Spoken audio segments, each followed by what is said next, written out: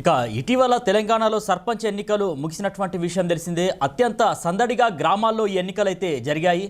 ఈ స్థానిక సంస్థల ఎన్నికల్లో కాంగ్రెస్ అత్యధిక స్థానాలు గెలుచుకున్నటువంటి పరిస్థితి. రెండో స్థానంలో బీఆర్ఎస్, ఇక మూడో స్థానంలో బీజేపీ నిలిచాయి. కొత్త సర్పంచ్లు కూడా అన్ని గ్రామాల్లో ప్రమాణ స్వీకారం చేసి బాధ్యతలు కూడా చేపట్టినటువంటి పరిస్థితి. ఇక గ్రామాల్లో పరిపాలన మరింతగా పుంజుకున్నటువంటి పరిస్థితి.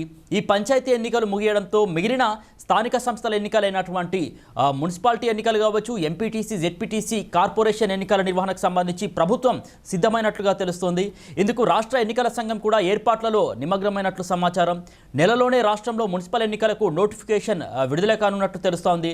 మంత్రి అడ్లూరి లక్ష్మణ్ ఈ విషయాన్ని అయితే వెల్లడించారు. ఈ నెలలో నోటిఫికేషన్ వస్తుందని, ఫిబ్రవరిలో ఎన్నికలు జరుగుతాయని కూడా ఆయన వివరించారు. దీంతో రాష్ట్రంలో ప్రజాపాలన మరింత పటిష్టం కానుందని కూడా ఆయన వెల్లడించారు. తెలంగాణ అసెంబ్లీ సమావేశాలు ఇప్పటికే కొనసాగుతున్నటువంటి పరిస్థితి. ఈ సందర్భంగా మంత్రి అసెంబ్లీ ప్రాంగణంలో మీడియాతో కూడా ఆయన మాట్లాడినటువంటి పరిస్థితిలో ఈ యొక్క విషయాలను అయితే వెల్లడించారు. మున్సిపల్ ఎన్నికలు ఎప్పుడు జరుగుతాయనేటటువంటి దానిపై ఒక స్పష్టతనైతే ఇచ్చారు మంత్రి అడ్లూరి లక్ష్మణ్. ఏదైతే ఉపాధి హామీ పథకం పైన చర్చ జరుగుతున్నటువంటి తరుణంలో బీఆర్ఎస్ సభ్యులు సభ నుంచి పారిపోయారని కూడా ఆయన ఆరోపించినటువంటి పరిస్థితి.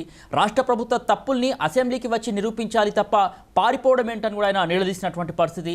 ఏదైతే బీజేపీ, బీఆర్ఎస్ పైన ఆయన తీవ్రమైనటువంటి విమర్శలు అయితే గుప్పించారు. రాష్ట్రంలో బీజేపీ, బీఆర్ఎస్ ఉనికి కోల్పోతున్నాయని విమర్శించారు. బీఆర్ఎస్, బీజేపీ రహస్య స్నేహాన్ని కొనసాగిస్తున్నాయని అన్నారు. గత 10 ఏళ్ల తెలంగాణలో పాలన కొనసాగించిన కేసీఆర్ కనీసం తన సొంత పార్టీ ఎమ్మెల్యేలకు కూడా గౌరవం ఇవ్వలేదన్నారు. తన సొంత నిర్ణయాలనే కేసీఆర్ అమలు చేసేవారని, అధికారం కోల్పోయాక ప్రజల సానుభూతి కోసం ప్రాకులాడుతున్నారని అడ్లూరి లక్ష్మణ్ అయితే విమర్శలు గుప్పించారు.